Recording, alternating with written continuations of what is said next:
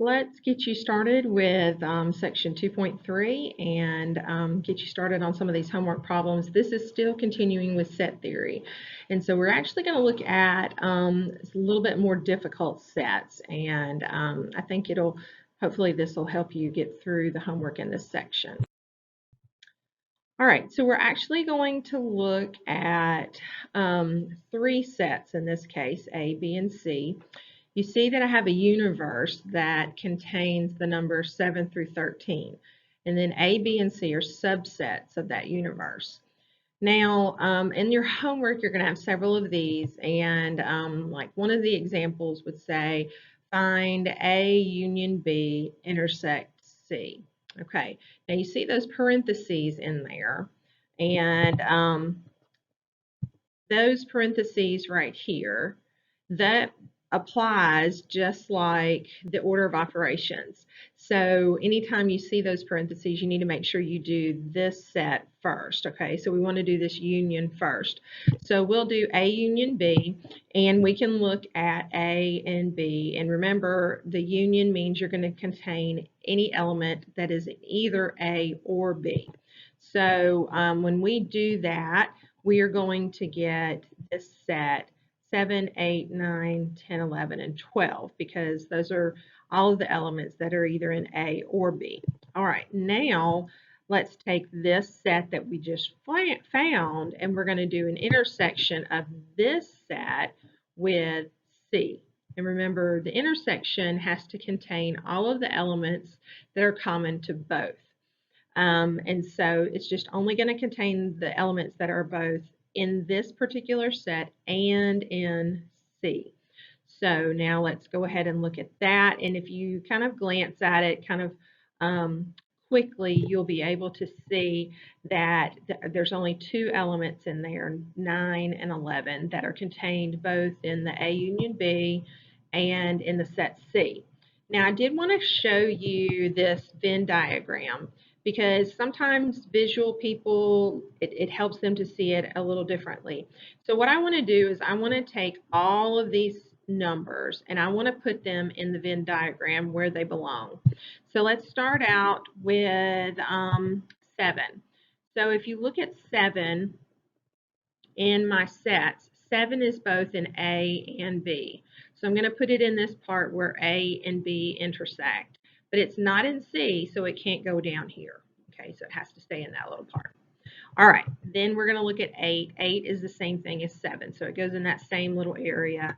9 is actually common to A and to C, so I need to put it in this section that is common to A and C. And then 10 is only going to be found in set A. 11 will be found in set B and C. 12 will only be in B, and 13 will only be in C. Okay, now I'm going to use a little shading. So let's take a look at our problem again. Now that I have all the numbers in their corresponding places, we can actually shade what A union B would look like. So if we shaded that, we would get those two circles, so the shaded yellow. Now if I intersect that with C, then I'm only looking at the areas that are common to the yellow shaded part and to C. And so you can actually see that this shaded red area, that is going to be my answer. And so that's how we got the 9 and the 11. So it's just a couple of different ways for you to see it. One with merely looking at the numbers in the sets, and then secondly, looking at the Venn diagrams. Okay, so let's take a look at another. Okay, so let's take a look at another example. And in this example, we're starting out with the same set. And we are actually going to find a different set of operations. Here we're going to look at A complement union B intersect C. So again, you've got your parentheses. And you've got to do that parentheses first. So we need to do B intersect C and then union it with A complement. All right, so let's do B intersect C. So B intersect C, looking at the sets, is just going to be the number 11. Okay, now A complement is everything that is not in the set A. So when you take everything out, you will get 11, 12, and 13. And then finally, we want to union those two sets together. And when you union those two sets together, you end up getting the set 11, 12, 13. Okay, so let's take a look at how that looks on the Venn diagram. We're going to start with the B intersect C. So B intersect C is going to give you the shaded yellow. So that's how we got the 11. And then A complement is going to be anything outside of A. And so actually anything that is in a shaded area would be in that union, whether it was shaded green or shaded yellow. So it turns out that 11, 12, and 13 were the ones that were left over. Sometimes picture helps us a lot. All right. So one last example. This is same set again, and we're actually going to start with the same set that we started in the first example. So we have A union B intersects C. So very quickly, we have A union B. We intersect it with C, and we got 9 and 11. And here's that shaded area. Okay, but what happens if I actually wanted to find the complement of this whole thing? So that would be any number that is outside of the shaded purple. So taking a look at the Venn diagram really helps us to see that. And so we can actually then form our set 7, 8, 10, 12, and 13. And so that would be our final answer. Okay, so this is going to wrap up this section, and really there's some other examples on there, but I want you to, I don't want to help you with everything. I want you to kind of think about it, but this should get you started on those and using Venn diagrams. All right, hope this helps you out. This is your homework number 9. A poll was taken of 100 students at a commuter campus to find out how they got to campus. The results were as follows. 35 said they drove alone, 31 rode in a carpool, 37 rode public transportation, 7 used both carpools and public transportation, 9 used both a carpool and sometimes their own cars, 6 used buses as well as their own cars, 4 used all 3 methods. How many used none of the above mentioned means of transportation? Okay, we're going to use this Venn diagram, and I know that this problem appears to be very intimidating because there's so much information, but we're going to work from the bottom up, and we're going to look at our most specific data.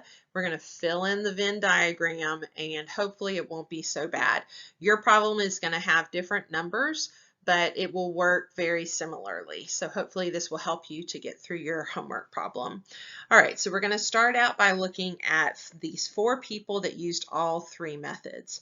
Now, on your Venn diagram, if you'll look and notice, you've got pretty much these 3 scenarios. You've got people that drive their own cars, people that carpool in the green, and people that use public transportation or buses in the blue. So the intersection of all 3 of these is this little area right here in the center.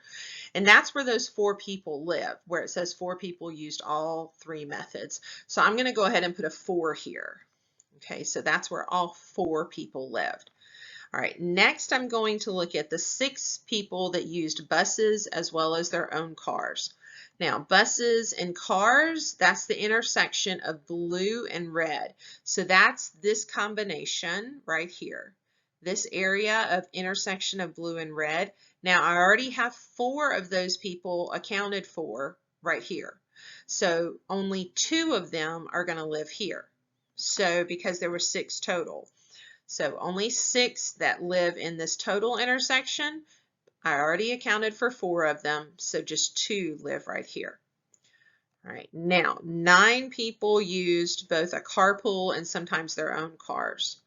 That's going to be the intersection of green and blue. That's this intersection right here. So I already accounted for 4. So 9 minus 4 means that 5 live in this little part right here. So I'm going, oh, actually, I'm sorry. Is that right? Carpool. Oh, carpool and sometimes their own cars. Sorry, that's the red and green. Carpool and sometimes their own cars. All right, so that's red and green. Carpool and sometimes their own cars. So that's this part right here. All right, so 5 and 4 make 9. All right, now Now we're talking about carpools and public transportation, which is blue and green. And so that's going to be those people that are left over here. If there were 7, that's going to be 7 minus 4, which is 3. And that's those people live here. Okay. Then we're going to look at the ones that took the public transportation. All right, that's going to be my blue circle. So if you had 37 that took all public transportation, I've already accounted for 2, 4, and 3. So 37 is total. So I'm going to come down here and I'm going to do some calculation. So 37 minus 2 minus 4 minus 3 gives me 28 people that live in this part of my blue circle. All right, so I'm going to put them there. Now I'm going to look at carpool. Let me get my colors straight. That's the green people. All right, I'm going to do the same thing with my calculation there. So I'm going to come down to the bottom. I'm going to take my 31 and I'm going to go ahead and take out 5, 4, and 3. So 31 minus 5 minus 4 minus 3 give me 19 people that are going to live in this part of my circle.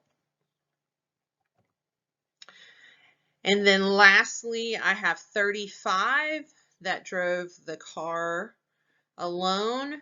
So I'm going to take out the 5, 4, and 2. And that leaves me with 24 people who live in this part of my red circle.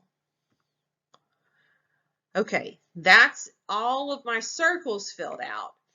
Now I'm actually getting to the part of the question that's going to answer the problem. How many people don't live in any of these circles? Okay, and that's where I have to go to my universe, which my universe deals with these 100 students that were polled.